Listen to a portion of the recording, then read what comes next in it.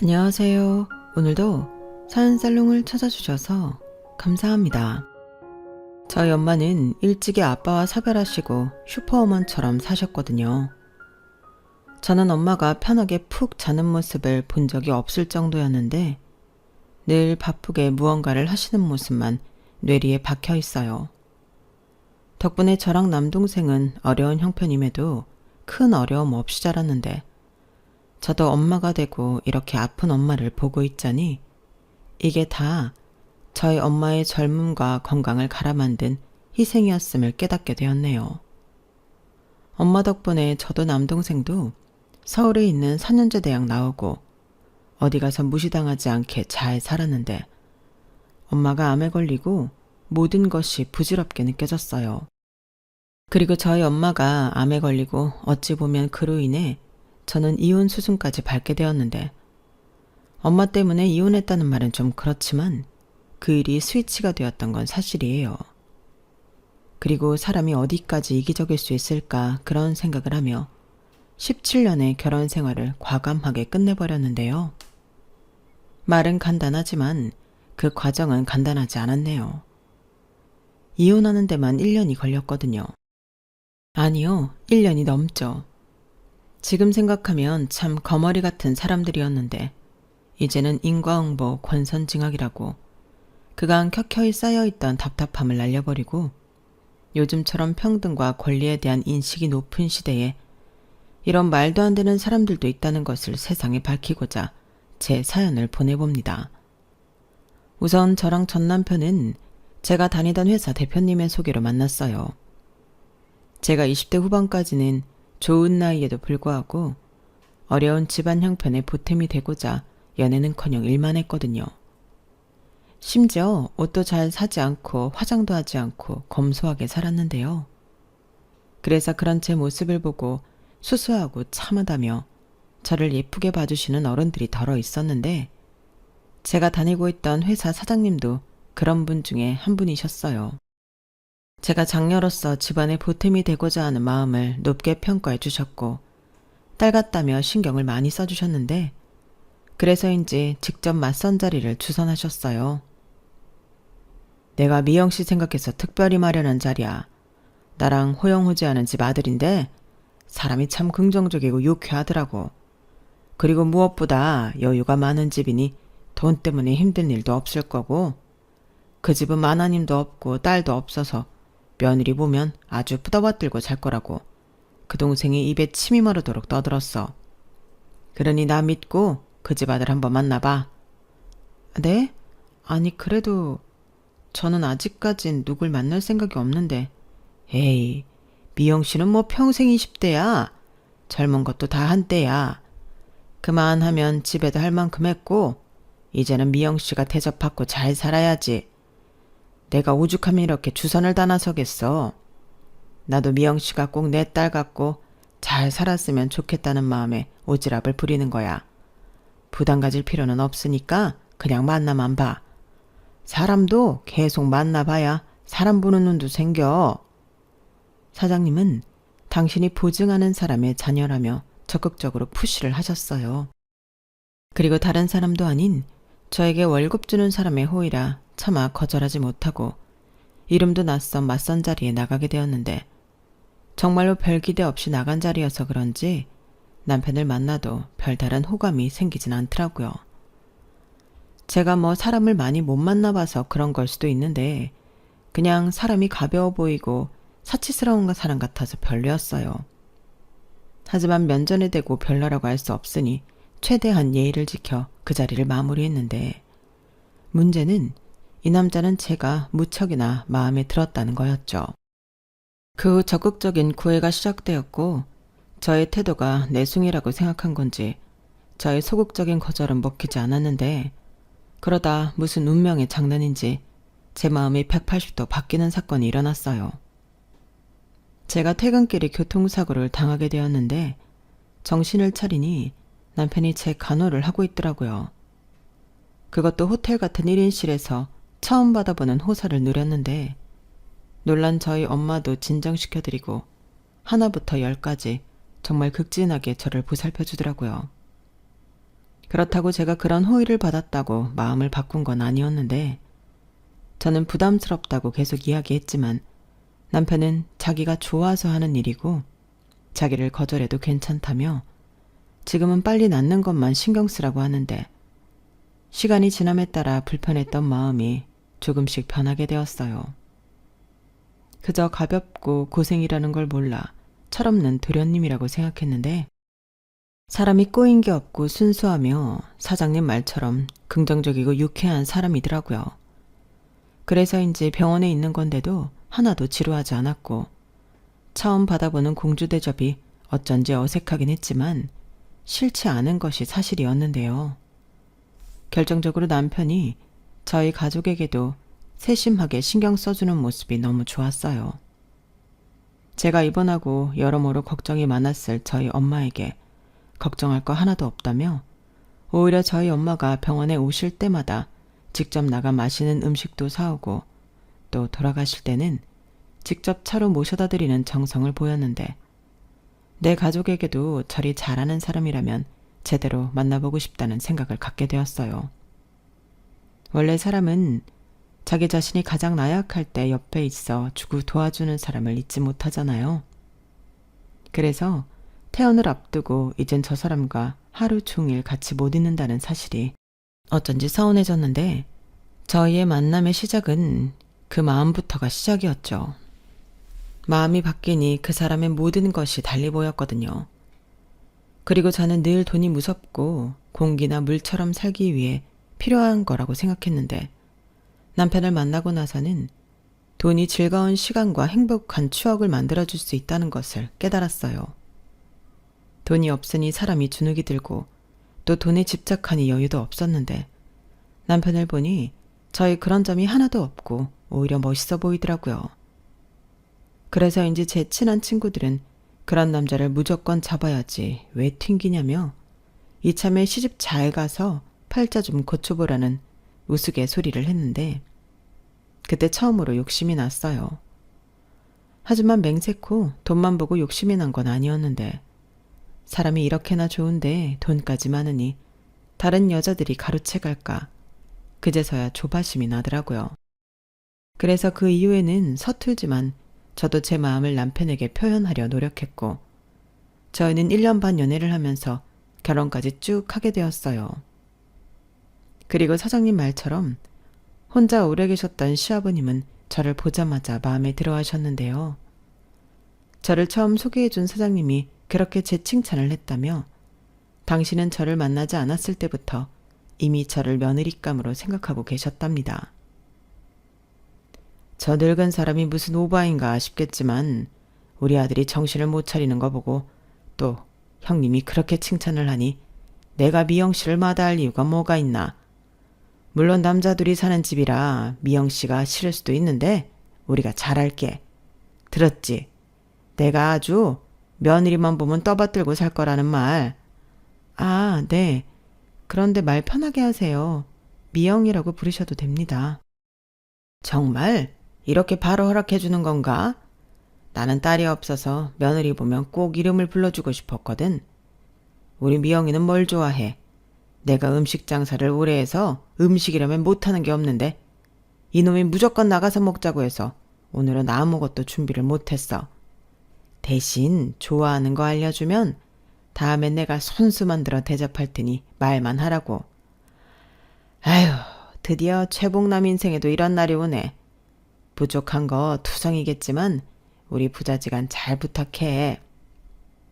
이렇게 저를 환대해 주시니 제가 뒤늦게 복을 받나 싶을 정도로 감사했는데 무엇보다 저희 엄마도 제가 좋은 곳으로 시집을 가는 것 같다며 좋아하셨어요. 그 무렵 동생이 군 제대 후 복학해 대학 공부를 마쳤는데 저희 엄마의 큰 숙제가 끝난 기분 같다고 하셨거든요. 그래서 동생도 자기 앞가림하고 저는 또 시집가서 잘 살면 남은 우리 엄마 인생은 좀 편안하게 보낼 수 있지 않을까. 그런 생각으로 결혼 준비에 들어갔는데 저는 달리 준비라고 할 것도 없었어요. 신혼집부터 시작해 혼수며 예물이며 혼자 들뜨고 신난 시아버지가 다 준비를 하셨더라고요. 우리 며느님은 귀한 몸만 시집오면 됩니다. 이런 건 시아버지가 다 준비하는 거야. 원래 며느리 자랑은 시아버지인 거 알지? 라며 마치 딸 시집 보내는 아비처럼 시아버님이 나서서 준비를 하셨는데 감사하게도 하나부터 열까지 저에게 일일이 물어보시고 제 취향에 맞춰서 준비를 해주셨어요. 그 요란함 속에 제가 시집가기 전부터 사랑받는 며느리라는 걸 모르는 사람이 없을 정도였는데 그렇게 행복한 결혼 생활이 시작되었죠. 참고로 시아버님은 서울 본점과 수도권에 분점 2곳을 둔 큰 고깃집 사장님이셨는데요. 월 매출이 장난이 아니었어요. 그리고 남편도 시아버님을 도와 가게 일을 했는데 시아버님은 장사 수완도 좋고 머리가 비상해 식당 운영을 잘하시는 반면 남편은 아무 생각이 없었어요. 그저 자기 아버지처럼 살면 평생 먹고 사는 일은 문제 없다는 태도였는데 막상 결혼을 하고 보니 파파보이라고 해도 과언이 아니었어요. 자기 아버지가 집도 사주고 차도 사주고 심지어 한도가 얼마인지도 모를 카드도 줬는데 카드 대금은 아버님 통장에서 나갔죠. 그러니 평생을 아쉬울 것 하나 없이 살았는데 그래서 시아버님 말이 곧 법이었죠. 다행히 시아버님이 나쁜 사람이 아니라 다행이라고 생각할 즈음 그때부터 제 악몽이 시작되었어요. 결혼하고 2달까지는 정말 이렇게 행복해도 될까 싶을 정도로 너무 행복했는데 시아버님이 저에게 회사를 그만두라고 하기 시작하셨어요. 명색이 내 며느리인데 누구 밑에서 일하는 건 아니지. 일이 하고 싶은 거라면 우리 가게에도 할 일 많으니 회사는 그만 가는 게 좋겠다. 네? 회사를 그만두라고요? 아버님 그건 좀 어려울 것 같아요. 제가 좋아하는 일이고 이미 성준 씨랑도 얘기가 다 되었어요. 그리고 저는 가게 일 경험도 없어서 가게 일은 자신도 없고요. 너 지금 네 시아비가 잘해준다고 내 말에 토를 다는 거냐? 나는 너한테 물어보지 않았어. 회사를 그만 가라고 했지. 잔말 말고 회사 그만두고 틈틈이 가게 일 배우면서 애 만들 생각이나 해라. 손이 귀한 집이야. 너도 시집 왔으면 네 본분을 해야지. 아버님은 미소 띤 얼굴로 저런 무서운 말을 아무렇지 않게 하셨어요. 그리고 저의 그 어떤 말도 드릴 생각이 없으셨는데 답답하고 억울한 마음에 남편한테 말을 하니 남편이 진짜 어이없는 말을 하더군요. 자기야, 우리 아빠가 평상시에는 다 해주고 아무 말 안 하지만 일단 무슨 얘기를 했다 치면 그건 곧 법이야. 물론 자기가 일 계속하고 싶어 한다는 건 내가 잘 알고 있지만 이제 와서 어떡하겠어. 우리 아빠 뜻 거역했다가 우리 집이랑 차도 뺏기고 카드도 뺏기면 뭐? 그럼 그런 게 무서워서 아버님 말을 들어야 한다는 소리야? 당연하지. 돈줄을 우리 아빠가 쥐고 있는데 우리 아빠한테 밉보여서 좋을 게 없다고. 나나 자기나 결국엔 우리 아빠 가게 물려받고 그렇게 살 텐데 우리 좋게 생각하자. 막말로 우리 아빠가 해준 거 다 뺏기고 우리가 어떻게 살아? 세상에 공짜는 없다고. 내가 바래서 얻은 건 하나도 없었지만 남편 말을 들으니 결혼하면서 받은 모든 것이 족쇄처럼 느껴졌어요. 그리고 자기 뜻대로 휘두르려고 이 많은 걸 해주셨을까. 시아버님이 무섭게 느껴졌는데요. 남편은 아무 생각이 없어 보였어요. 연애할 때는 자기 아버지를 도와 가게 일을 한다고 생각했는데 결혼하고 남편을 보니 남편은 그냥 조금 일하고 편히 살고 싶은 사람이더라고요. 사실 그것만큼 이치에 안 맞는 것도 없었는데 남편은 금수저로 태어났으니 그 정도 호사는 누려도 된다고 생각하는 것 같았어요. 그리고 자기랑 결혼한 저 역시 자기 덕으로 편하게 살게 되었으니 좋지 않냐 그런 식이었는데 저는 아니었죠. 일단 회사를 그만두는 것부터 따를 수 없었거든요. 그리하여 시아버님과 신경전을 비롯한 본격적인 마찰이 생겨났고 가게가 바쁜 날은 무조건 회사에 월차 내고 가게 일을 하라고 강요하셨는데 남편 말처럼 자기 가게가 계속 잘 되어야 지금 생활을 유지할 수 있는 거라며 치사한 말까지 하셨어요. 그런데 그 즈음 제가 아이를 갖게 되었고 설상가상으로 유산기에 입덧까지 심했는데 시아버님이 저희 사장님한테 얘기를 했는지 사장님이 먼저 퇴사를 권하시더군요. 저는 아니라고 아이 낳고 출산 휴가 쓰면 그 후에는 복직해서 일하고 싶다고 제 뜻을 전했는데 사장님은 웃으시면서 이렇게 말씀하셨어요. 거참, 사람이 왜 누리질 못해? 이제는 악착같이 일 안 해도 되잖아. 이제는 사모님 됐으니까 사모님답게 돈도 쓰고 여유도 갚고 그러고 살아. 이제 내까지 가져서 힘든데 뭐하러? 지금은 뱃속에 아기가 가장 중요하지. 시아버지가 걱정이 돼서 아주 죽으려고 하더만. 우리 회사에서 지금까지 잘해준 것도 너무 고마워. 잘 살고 순산해. 이건 퇴직금 전에 그동안 수고했다는 의미로 보너스. 저 말을 듣는데 저는 하나도 기쁘지 않았어요. 회사를 그만두더라도 제 뜻이어야 했는데 그건 제 뜻이 아닌 시아버님 뜻이라 마음이 상할 대로 상해버렸죠. 그러니 가게 나가서 일을 하는 건 더더욱 하기 싫었는데 일단 그때는 임신 중이었기 때문에 저는 집에서 꼼짝도 하지 않고 집에만 있었어요. 그리고 자주 친정엄마 집을 들여다보며 시간을 보냈는데요. 결혼 전에는 같이 살아도 서로 바쁘다 보니 제대로 이야기를 나눈 적이 없으니 그때라도 그런 시간을 갖고 싶었어요. 그런데 저희 엄마는 저보다도 사위는 언제 오는지 많이 기다리셨는데 결혼 전부터 인상이 너무 좋고 저를 많이 위해줬기 때문에 저희 엄마는 사위를 정말 좋아하셨어요.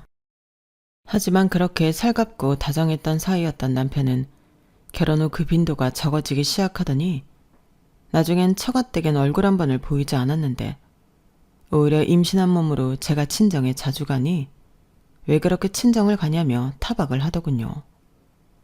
아무래도 남편은 제가 돈줄을 쥐고 있는 자기 아빠에게 불만을 가졌다고 삐쳐있던 모양이었어요.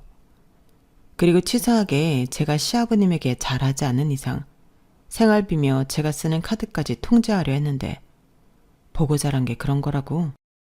남편 역시 돈이라는 미끼를 흔들며 저를 자기 마음대로 하려고 하더라고요.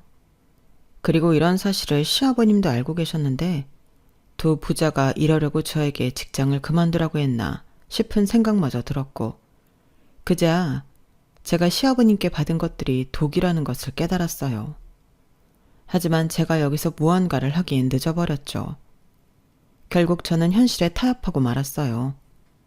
그런데 저희 친정엄마도 한몫하셨는데 제가 시집을 간 이후 친정엄마가 주변의 사돈과 사이자랑을 하신다는 것을 우연히 알게 되었고 저를 볼 때면 좋아하는 엄마의 얼굴과 남편 돈이긴 하지만 엄마에게 용돈도 걱정 없이 쥐어줄 수 있어서 그게 좋았어요. 그래서 하나를 얻으면 하나를 포기하는 것이 이치에 맞다고 저는 그냥 그렇게 시아버님과 남편이 원하는 대로 살아야 할 것 같다는 생각이 들었는데 남들은 이렇게 살고 싶어도 그러지 못한다는 것에 위안을 삼았어요.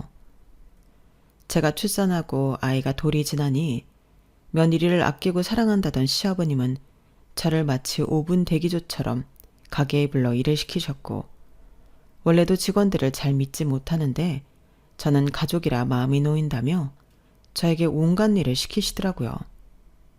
대신 저에게도 남편과 같은 카드를 하나 만들어주시면서 우리 며느리 하고 싶은 대로 다 해. 이건 시아비가 주는 사랑. 나는 물질이 곧 사랑인 사람이다. 그러니까 더 받고 싶으면 더 잘해. 알겠냐? 라고 하셨는데 태어나서 처음으로 돈은 있지만 돈 쓸 시간이 없다는 게 무슨 말인지 알았어요. 남들 눈에는 제가 시집 잘가 팔자를 바꾼 신데렐라였는데 현실은 시아버님의 하수인이었죠. 하지만 돈 걱정하고 살던 옛날에 비하면 천국이라는 건 사실이었기 때문에 저는 그저 제 가족의 행복만을 바라며 현실에 점점 수긍하고 적응하며 살았는데요. 그러다 보니 일은 남편이 아닌 저에게만 몰렸어요. 남편이 좋은 성격과는 반대로 일머리도 없고 일을 잘 하고자 하는 의지도 없었거든요. 하지만 그에 반해 저는 일을 곧잘 하니 시아버님은 점점 아들이 아닌 저에게 일을 많이 시키시려고 했고 심지어 아들도 못 믿겠다며 무슨 일이 있어도 당신 손으로 직접 하던 돈에 관련한 업무도 저에게 맡기셨는데 그때 남편과도 이상한 신경전을 했어요. 우리 아빠가 진짜 매출 관련 서류랑 은행 업무를 같이 하자고 했다고? 거짓말. 그건 나한테도 오픈하지 않은 거야. 그래서 나는 아버지가 돈이 얼마나 있는지도 모르는데 그걸 지금 친자식인 내가 아닌 며느리한테 오픈한다고? 왜 열을 내? 내가 그렇게 해달라고 한 것도 아닌데. 난 그냥 아버님이 시키는 대로 할 뿐이야. 언제는 그렇게 하라며? 돈줄 쥐고 있는 사람이니 잘 보여야 한다고. 그야 그렇지만 이건 좀 이상하잖아. 어떻게 나를 제치고 자기를... 몰라. 그렇게 불만이면 자기가 자기 아버지한테 따져. 나는 욕심 없으니까. 오히려 일이 더 늘어서 짜증나거든. 사람들이 나를 작은 사모님이라고 부르는데 일은 내가 제일 많이 해. 저는 옆에서 계속 궁시렁거리는 남편한테 진심으로 짜증을 냈어요. 점점 가게 일이며 집안일이며 시아버님의 주도하에 제가 도맡아 일을 하는데 제 입장에서는 재주는 곰이 부리고 돈은 왕서방이 번다고 남편은 돈만 펑펑 쓰고 돌아다니는 것 같았거든요. 하지만 남편은 제가 자기 역할까지 뺏어가면서 삐딱선을 타기 시작했고 원래도 밖으로 돌았는데 그 정도가 더 심해졌어요. 나중엔 외박도 자기 마음대로 하더라고요. 그때 저희 아이가 초등학교에 다니고 있었는데 사춘기가 살짝 왔는지 말을 너무 안 들어 힘들었을 때였어요. 아들이라 아빠 역할이 중요한데 남편은 아이한테 관심도 없더라고요. 그러니 아들에도 아빠에 대한 애정 같은 건 없었고 그저 갖고 싶은 거 사달라고 조르고 용돈 달라고 조르며 저를 힘들게 했는데 시아버님이 뭘 그런 걸 가지고 고민하냐며 해달라는 대로 다 해주면 된다고 하셨어요. 그까짓 게 뭐 얼마나 한다고? 그냥 사줘라. 돈으로 해결할 수 있는 문제가 제일 쉬운 거야. 그러려고 이렇게 기를 쓰고 돈을 버는 거 아니냐? 이참에 우리 손주한테 아예 신용카드를 하나 해줘라. 저런 말까지 하시는데 그때 이런 생각이 들더라고요. 저렇게 남편을 키웠으니 나이 30이 넘도록 할 수 있는 일이 돈 쓰고 노는 일밖에 없는 거라고요. 그리고 그런 남편을 닮을까봐 저는 더욱 아들한테 돈에 대한 건 개념을 심어줘야겠다는 생각을 했는데 그 후 용돈을 주면서 용돈 기입장부터 시작해 집안일을 하면 용돈을 추가로 주는 등 돈 버는 것이 얼마나 힘든 건지 가르치려 했어요. 그러자 자기 친구들은 편하게 받는 용돈을 왜 자기는 그렇게 받아야 하냐며 반항을 하던 아들이었는데 저는 끝까지 버텼죠. 돈 필요한 사람은 제가 아니니까요. 그러자 돈이 아쉬운 아들은 용돈을 추가적으로 받기 위해 집안일을 하기 시작했고 나중엔 저보다도 집안일을 더 잘하는 사람이 되었는데요. 일단 그게 너무 보람있고 뿌듯했어요. 적어도 남편처럼은 안 키우겠다던 제 바람이 어느 정도는 이루어질 것 같았거든요. 그렇게 남편만 혼자 따로 노는 가운데 저는 하루하루 바쁘게 살았고 그렇게 살다 보니 어느덧 제 나이가 40에 훌쩍 다가섰는데 이젠 시아버님의 사업이 제 사업이라고 해도 과언이 아닐 정도로 저는 그 집안의 중심 역할을 하게 되었죠.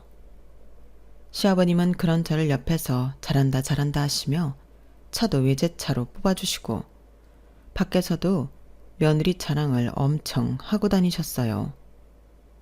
뭐 표면적으로는 시아버님의 사랑과 신임을 얻고 있는 복에 겨운 며느리였는데 속은 골마 터지고 있었죠. 시아버님은 저를 완전하게 통제하시며 숨 쉴 시간도 주지 않으셨거든요. 그러다 날벼락 같은 소식을 동생으로부터 듣게 되었어요. 글쎄 저희 친정엄마가 위암 3기 진단을 받았다는 거였어요. 그 말에 정말 한달음에 친정엄마에게로 갔는데 저희 엄마는 아무렇지 않은 사람처럼 태연하게 저를 맞이하셨어요. 그러시면서 뭐 하러 왔냐고 별거 아니라고 하시는데 아빠 역시 암으로 잃었던 저는 엄마마저도 암으로 잃을까 겁이 났어요. 별 걱정을 다 해. 엄마 그렇게 쉽게 안 죽어. 네 아빠 때랑은 다르잖아. 기술도 좋아졌고 그땐 돈도 없어서 제때 치료도 못 받았지만 지금은 아니지. 엄마, 그 정도 돈은 있다. 왜 여기서 돈 얘기를 해? 돈은 나도 많아. 그러니까 엄마는 아무 생각하지 말고 수술 받고 나을 생각만 해. 내가 종혁이 말 듣고 얼마나 놀랐는 줄 알아? 그놈의 새끼, 지 누나한테 말하지 말라니까. 엄마가 알아서 해. 너는 신경 쓸 거 없어. 보호자 사인도 종혁이 시키면 되고 간병인도 필요 없어. 왜 엄마는 엄마 마음대로 결정해. 그건 나랑 종혁이가 알아서 할 일이야. 그리고 엄마 간병은 내가 할 거니까 그런 줄 알아. 엄마가 간병인도 없이 그러고 있으면 올케가 얼마나 부담스럽겠어. 너 바쁘잖아. 가게 일은 어쩌고. 그 가게가 내 거야? 아버님 거지. 아무튼 입원할 때도 내가 모시고 할 거니까 그런 줄 알아요. 괜히 택시 타고 가게 하기만 해. 나 돈 많은 집에 시집 간 거 알지? 돈 걱정 하지도 마. 저는 그때만큼은 제가 그 집구석에 시집을 가서 다행이라는 생각이 들었어요. 적어도 그때까지는 시아버님에게 얘기하면 안 싸더니 암이라고? 네가 가서 간호하고 최고 좋은 의사에 좋은 걸로만 해드려. 그런데 돈 아끼는 거 아니다. 라고 하실 줄 알았는데 현실은 그게 아니었어요. 뭐? 친정어머니가 암이라고? 어쩌다가? 그래도 그렇지. 일하다 말고 그렇게 가면 어쩌냐? 나도 골프 약속으로 가게에 없었는데. 죄송해요. 그래도 그때는 제정신이 아니라서. 그래, 알겠다. 다음에는 이런 일 없도록 해라. 네, 그리고요.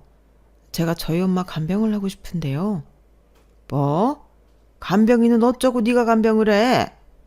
그래도 제가 하고 싶어요. 엄마도 남의 손은 싫어하실 것 같고 그러면 혼자 계신다고 하실 텐데 그건 또 제가 싫고 해서. 그러니 저희 엄마 수술 끝나고 나서부터는 가게 일은 못할 것 같아요. 뭐야? 네가 지금 정신이 있어 없어? 어디 출가 외인이 친정일 때문에 시댁일을 못한다고 해? 그러는 법은 없다. 간병인 쓸 돈 없으면 그 돈만 해주면 되지. 그리고 너 동생 있잖아. 며느리도 있는데 네가 무슨 걱정이야? 며느리라고 해도 남인데요. 됐다. 이 얘기는 못 들은 걸로 하마. 어디서? 사람이 원래 나이 먹으면 여기저기 고장나고 그러는 거다. 유난 떨 거 없다. 아버님, 어떻게 그렇게 말씀하세요? 저희 엄마가 가벼운 질병에 걸린 게 아니라고요. 암 3기인데 어떻게 그렇게 태평하게 말씀하세요? 내가 뭘? 이제 그만 가실 운명이면 그런 거고 아니면 사시겠지. 다 하늘의 이치야. 저는 시아버님의 말에 정신이 번쩍 들었어요. 저런 사람을 내 가족이라고 생각하고 살았다는 게 소름 끼치더라고요. 그래서 저는 그날 이후 시아버님이 부르시던 말던 가게는 나가지 않고 친정집과 병원을 오가며 친정엄마만 생각했는데 그때 옆에서 다 듣고 다 본 남편이 이런 말을 했어요. 당신 오늘도 우리 아빠 연락 안 받았다며? 지금 우리 아빠 엄청 화났어. 그러다 해준 거 다시 다 내놓으라고 하면 그때 어쩌려고 그래? 또 그 얘기야? 그래서 뭐? 그거 무서우니까 아픈 엄마도 나 몰라라 하라고? 누가 나 몰라라 하래. 간병인 쓰라고. 그냥 우리 아빠가 시키는 대로 하면 다 편해지는데 왜 괜히 방귀를 들어서 우리 아빠 심기 건드리고 나 불안하게 해? 자기 시집 왔으면 이제 우리 집 사람이야. 더 이상 말하기 싫다. 나는 그렇게 생각 안 해. 전에야 자기 말대로 내가 가게 일 돕고 아버님 도우면 우리 식구 편하게 살 수 있으니까 그렇게 했는데 이건 다른 문제라고. 자기는 아버님이 암에 걸리면 신경 안 쓸 수 있어? 아, 자기는 그럴 수도 있겠지. 자기는 아버님 아들이니까. 근데 나는 아니야. 저는 가뜩이나 예민한 가운데 남편이 저런 정신 나간 소리를 하니까 너무 화가 났어요. 아무리 돈이 좋아도 그렇지 어떻게 저런 말을 할 수 있나. 저런 남자와 가족이라는 게 참을 수 없이 싫었는데 그렇게 저는 시아버님과 남편에게 공공의 적이 되었죠. 시아버님도 자기 말을 무시했다며 저한테 차키를 뺏어가셨고 남편은 놀기도 바쁜데 시아버님에게 불려다니느라 불만이 많았는데 이윽고 남편이 생활비가 들어있는 체크카드와 신용카드까지 뺏어가더라고요. 진짜 뭐 이런 치사한 사람들이 다 있나 싶었는데 이 사람들이 모르는 게 하나 있었어요. 저는 충분히 이런 날이 올 수 있다고 생각했거든요. 그래서 오랜 시간 조금씩 비상금을 만들어 제 계좌로 갖고 있었는데 그 돈을 쓸 때가 되었던 거죠.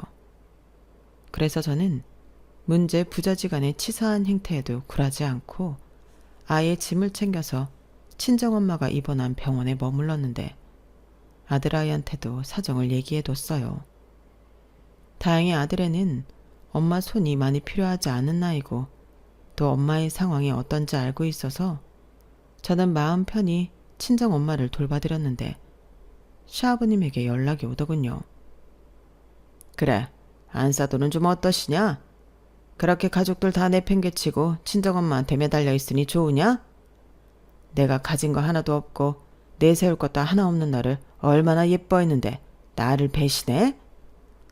아버님, 배신이라뇨.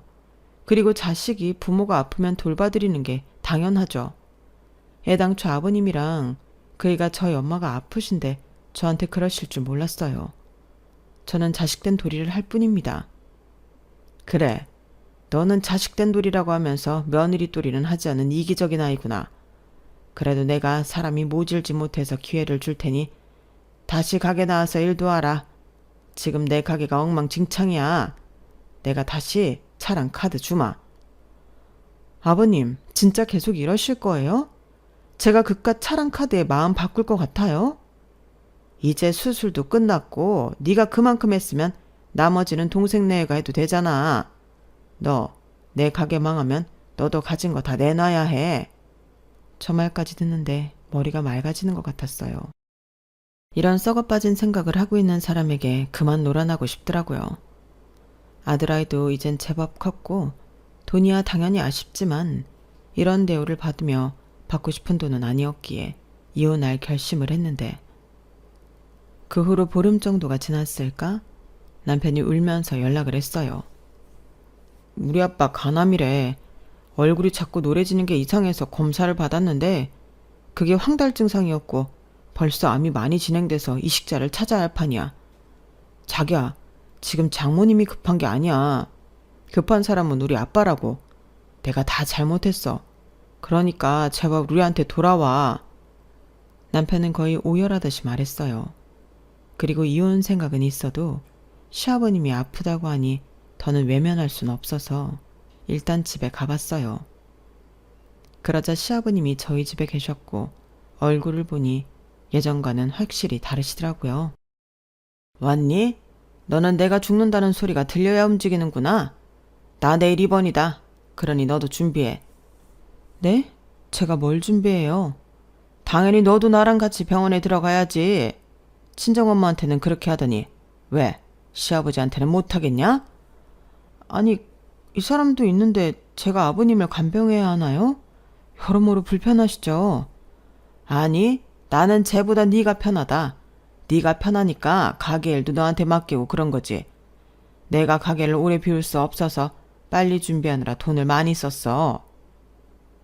시아버님은 친척들을 수소문해서 간이식을 받기 위해 꽤 큰 돈을 썼다고 하셨어요. 타인에게 이식을 받는 건 불법이라 가족 중에 찾고 또 적합검사하고 애가 많이 타신 듯 했는데 당신보다 5살 많은 친척 형님이 수술을 해주신다고 해서 아는 의사에게 부탁해 급히 수술을 잡았다고 하시더라고요. 그리고 자기는 무슨 일이 있어도 며느리 수발을 받을 거라며 저더러 준비하라고 하시는데 저는 싫었어요. 이미 이혼할 생각도 했고 아들이 버젓이 있는데 왜 내가 시어머니도 아닌 시아버님 병수발을 드나. 생각만 해도 너무 싫더라고요. 그래서 말했죠. 아버님, 저는 그럴 수 없어요. 일단 어머님도 아닌 아버님 수발을 들 자신이 없고요. 아들은 이 사람도 안 하는 걸 왜 제가 해야 하죠? 차라리 아버님 병원에 계시는 동안 가게 일을 할게요. 뭐야?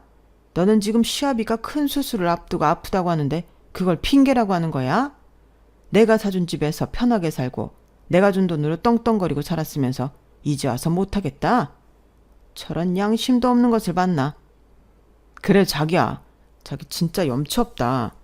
우리 아빠 덕에 편하게 살았으면서 어떻게 그래? 장모님한테는 그렇게 극진하더니 시아버님이라서 싫다고?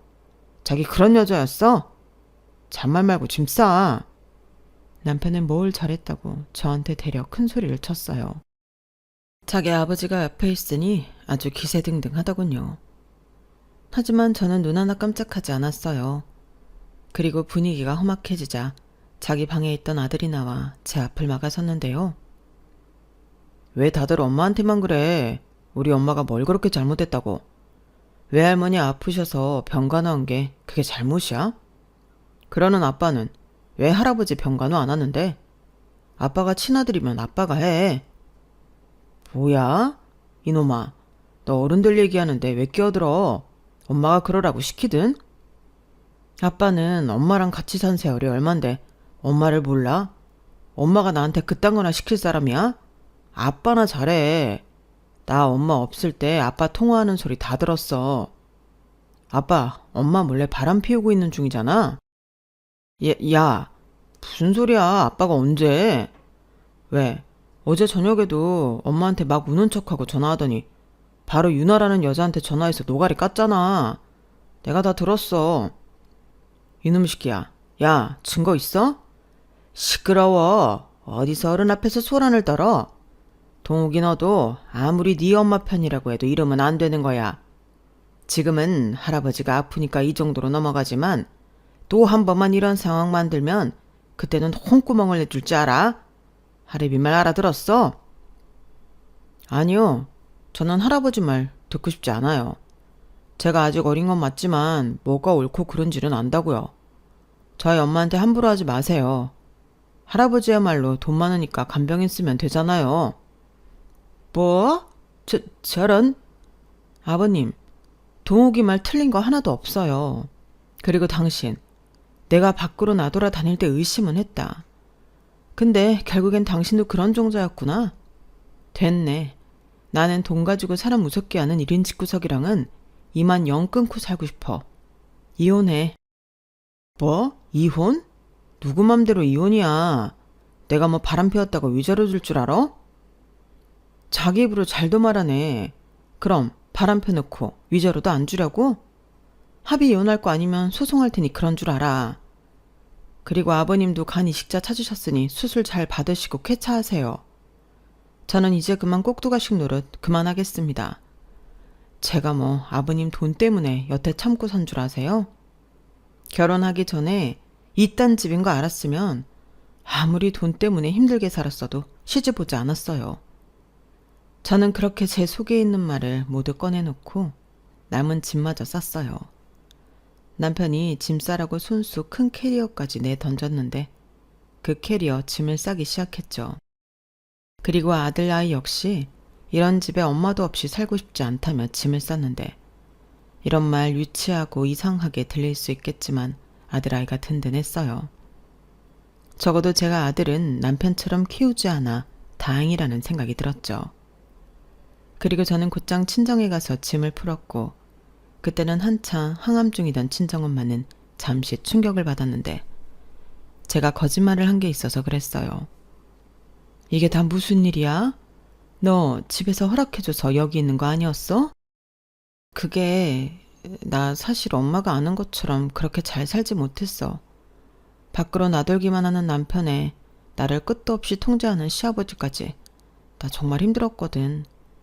그리고 당신 마음에 들지 않으면 차키 뺏고 카드 뺏고 그런 걸로 사람 조종하려고 하는데 더는 그렇게 살고 싶지 않아.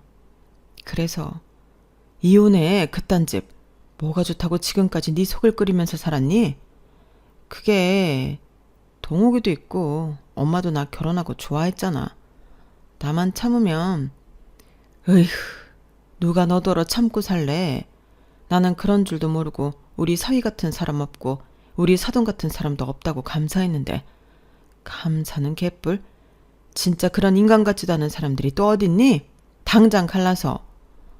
그럴 거야. 그러니까 엄마는 아무 걱정하지 말고 항암 치료에만 전념해. 나 이제 예전 같지 않아. 이제 안 참고 내 권리 찾으면서 그렇게 살 거야. 우리 아들을 위해서라도. 저는 진심으로 활짝 웃으며 친정엄마한테 말했어요. 그러자 아들애가 제 손을 꼭 잡아줬고 저는 그 손에서 느껴지는 온기에 더 용기를 얻었는데 친정엄마는 속상하셨는지 방에 가서 눕겠다고 하셨어요. 그리고 그날 저녁 남편놈이 술에 잔뜩 취해서 친정까지 찾아왔는데 자기는 잘못 없다며 이혼 못 해준다. 이혼해도 위자료는 한 푼도 없다. 고래고래 고성방가를 했어요. 아무래도 저를 동네에서 얼굴도 못 들고 다니게 망신을 주려 했던 모양이었는데 저는 경찰에 경범죄로 신고를 했어요. 그러자 경찰차가 곧 도착해 남편을 끌고 갔는데 그 후로도 몇 번이나 같은 짓을 하더라고요. 어차피 이혼할 생각이라 그런 것들을 차곡차곡 이혼 증거로 갖고 있었고 저는 곧장 이혼 소송을 준비했죠. 그러니 저에게 시아버지의 암 수술 따윈 안중에 없었는데 그 점이 시아버님에게는 용납될 수 없는 부분이었나 봅니다. 일식 수술 후에도 계속해서 입원 치료가 필요했던 시아버님은 어떻게 내가 아픈데 이혼을 한 해 만에 하고 있냐며 난리가 나셨어요. 하지만 저는 이혼하면 남인 것을, 시아버님의 불효령을 무서워할 이유가 없었고 따라서 전화도 받을 필요도 없어 시아버님 번호를 차단했는데 남편은 상황이 달랐죠. 아주 죽을 것 같은 얼굴이더라고요. 그리고 한 번은 멀쩡하게 저를 찾아와 무릎까지 꿇고 나 그 여자랑 정리했어. 그리고 앞으로 자기가 하라는 대로만 하고 살게. 그러니 이혼 소송은 그만하고 우리 예전처럼 셋이 잘 살자. 근데 지금 우리 아빠 병간해줄 사람이 없어. 자기만한 사람이 없다고. 그러니까 자기가 좀 해줘. 일단은 아픈 사람부터 구해야 하잖아. 라고 정신 나간 소리를 했는데 어이가 없으니 웃음밖에 나오지 않았어요. 예전처럼 셋이 잘 살자고? 우리가 잘 살았던 적이 언제였는데? 나는 기억이 전혀 안 나는데 당신은 아닌가 봐? 아니다. 다른 여자랑 착각한 건 아니야? 자기야, 동욱이 엄마. 우리 아들 이름 입에 올리지 마. 당신이 그러고도 우리의 아빠야? 자기가 그랬지. 아버님이 돈줄을 쥐고 있으니 잘해야 한다고. 근데 그게 내 눈에는 어떻게 보였는 줄 알아? 부자지간이 아니라 꼭 주인이랑 주인 똥개 같더라. 야, 사람을 뭘로 보고. 뭐? 똥개? 너 말이 너무 심하지 않아? 안 심해. 똥개한테 똥개라고 하는데 뭐가 심해? 그리고 용서를 빌려오면서 나더러 자기 아빠 병간호를 하고? 머리에 뇌가 있긴 하니? 내가 그 짓을 할 것 같아?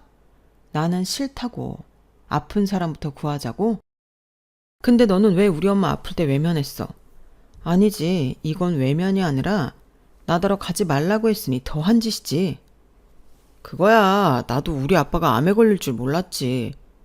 그래, 그랬겠지. 사람이 한치 앞을 볼 수 없는데 나는 아쉬운 소리 안 할 줄 알고 그랬겠지. 그래서 더 싫은 거야. 당신이랑 당신 아버지 인성 밑바닥을 다 봐서. 그동안 참고 산 것도 열심히 후회하고 있으니까 사람 그만 긁어. 나 참. 그래, 이혼해. 내가 뭐 그러면 무서워할 줄 알아? 가진 거 하나도 없고 불쌍한 거 착한 거 하나만 먹고 결혼해줬더니 네가 뭐라도 되는 줄 알지? 너 나랑 이혼하는 순간부터 다시 거지 되는 거야. 결혼 전에 네가 어떻게 살았는지 까먹었냐? 까먹었어. 그래서 다시 예전처럼 살려고.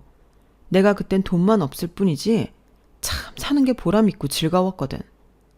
내가 돈 때문에 너랑 결혼했다고 생각하는 거지? 그래, 그랬다고 쳐. 그럼 지금은 왜 여전히 돈 많은 너랑 헤어지려고 하는 걸까? 우리 이제 같은 마음이니까 하루라도 빨리 헤어지자. 그렇게 이혼 소송이 시작되었어요. 같은 마음이니 합의 이혼했으면 좋았겠지만 병든 시아버지 간병하기 싫어 이혼하는 여자한테 위자료는 한 푼도 못 준다고 남편도 소송으로 대응하더라고요. 하지만 제가 바보도 아니고 제가 시댁 가게에 가서 남편 대신 일하고 또 받았다가 뺏겼다고를 반복하며 지낸 모든 것이 문자와 통화로 증거로 남아 있었는데 저도 지지 않을 자신이 있었어요. 제가 참고 현실과 타협하며 살아온 시간에 대한 보상은 제대로 받고 싶었거든요. 거기에 장모가 암에 걸렸음에도 친정을 가지 말라고 하던 남편과 시아버님의 비인간적인 태도에 대해서도 저는 결혼을 지속할 마음이 없다는 걸 피력했는데 모든 것이 저에게 유리한 쪽으로 흘렀어요. 게다가 남편 입으로 자백한 외도는 제가 친정엄마를 보살펴드리는 동안 일어난 일로 그걸 아들애가 알고 있었다는 점 또한 저에게 유리했는데 그렇게 상황이 흘러가니 병석에 있던 시아버님이 다른 번호로 저에게 연락을 하시더군요. 제가 당신 번호를 차단했다는 걸 알고 계셨나 봐요. 나다. 우리 못난 아들한테 얘기 들었다. 그래, 네 입장에서는 서운하고 화날만 했지. 알겠다. 내가 잘못했어. 그러니 네가 우릴 좀 용서해 주렴. 이제 너 없이 우리는 예전처럼 살 수가 없다. 가게 일도 그렇고 저 철없는 아들놈도 그렇고 네가 있어야지. 네가 우리 집 기둥인데. 내가 내 가게도 너한테 넘겨주려고 했다. 그래서 그렇게 일 시킨 거야. 널 후계자로 생각했으니까. 그러니 모진 마음 풀어내고 우리 다시 화목한 가족으로 돌아가자. 저런 말을 하는데 그냥 대꾸하고 싶지도 않아서 무시했어요. 포장 좋게 얘기하셨지만 결국은 다시 예전처럼 저더러 찍소리하지 말고 살라는 소리잖아요. 그래서 화목했던 적 없고 더는 이용당하고 싶지 않다며 문자로 제 입장을 전했는데요. 그렇게 순식간에 전세가 역전되었어요. 두 사람이 아주 안달복달이 났죠. 그리고 이렇게 말하면 저도 똑같이 나쁜 사람 같은데 시아버님이 병원에 있어서 다행이라고 생각했어요. 그래서 최대한 시아버님이 퇴원하기 전에 모든 소송을 끝내고 싶었는데 소송이라는 게 그렇게 쉽게 끝나는 게 아니더라고요. 게다가 상대는 돈도 많으니 호락호락하지 않았는데 그래도 진실은 하나잖아요. 쌍방으로 우길 거라고는 제가 친정엄마 병간호하겠다고 집 나간 것밖에 없었는데 제 입장에서 그건 유책사유가 아니었죠. 그래서 싸움에 싸움을 거듭해 결국엔 위자료 3천만 원과 양육비 120만 원, 거기에 제가 시아버님 가게에서 일한 것들을 시급으로 계산해 1억 8,300만 원이란 돈을 받게 되었는데 꿈 같았어요. 사실 이기는 데에만 혈안이 되어 있어서 돈 생각은 잘하지 않았거든요. 그런데 그렇게 큰 돈을 정말로 받게 되다니 꿈만 같았는데 그래서 그 돈이랑 친정엄마 사시는 빌라를 팔아 병원 근처의 큰 집으로 이사를 갈 계획을 세웠어요. 아무래도 친정엄마는 계속 항암을 하시는 중이고 통원할 일이 많을 것 같았거든요. 그리고 제가 기어이 이혼 소송에서 승소를 하자 오만 정이 떨어졌다며 시아버님이 자기 아들 앞길 망치지 않는다는 조건으로 모든 돈을 일시납해 주셨는데 저는 땡큐 했어요. 굳이 전 남편 앞길을 막고 싶은 마음 따윈 없었거든요. 그렇게 저는 1년 정도는 친정엄마를 케어해드렸어요.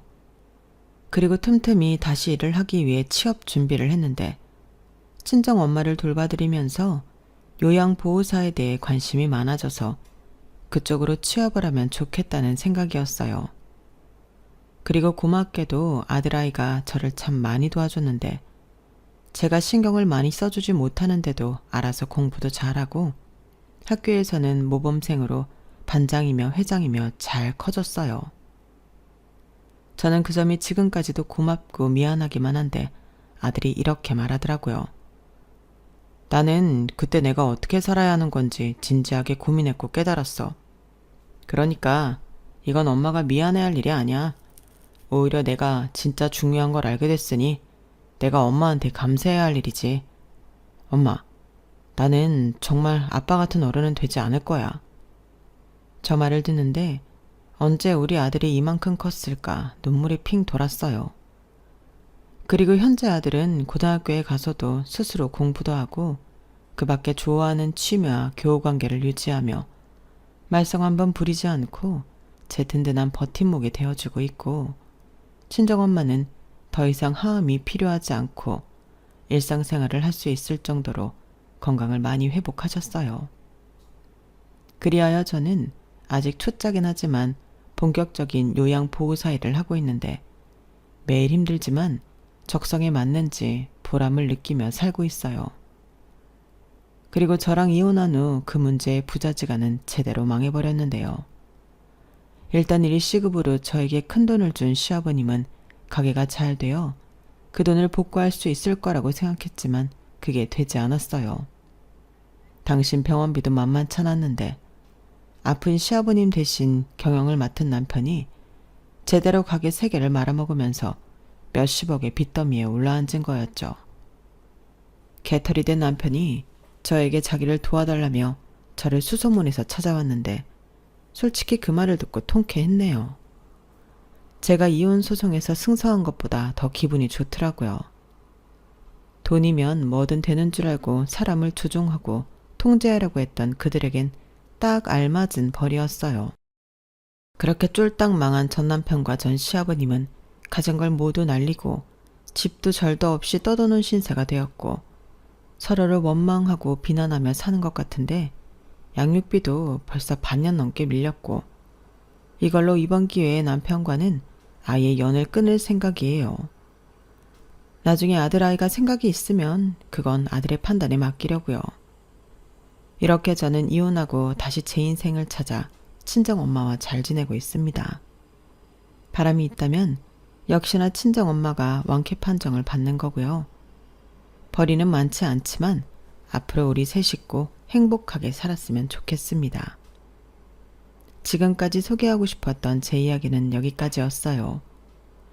살다 보면 권선징악은커녕 나쁜 사람은 계속 잘 먹고 잘 사는 그런 일이 많은데 저는 그렇지 않아서 다행이라고 생각합니다. 그리고 남은 인생 저도 저희 아들도 억울한 일 당하지 않고 자기 권리를 제대로 주장하며 행복한 삶을 살았으면 하는 바람인데 앞으로 더 열심히 또 굳건히 살아야겠어요. 그럼 제 사연 끝까지 들어주셔서 감사드리고요. 여러분들은 늘 건강 잘 챙기시고 돈보다 더 소중한 것들을 잘 지켜내며 행복하게 지내시길 진심으로 바라겠습니다.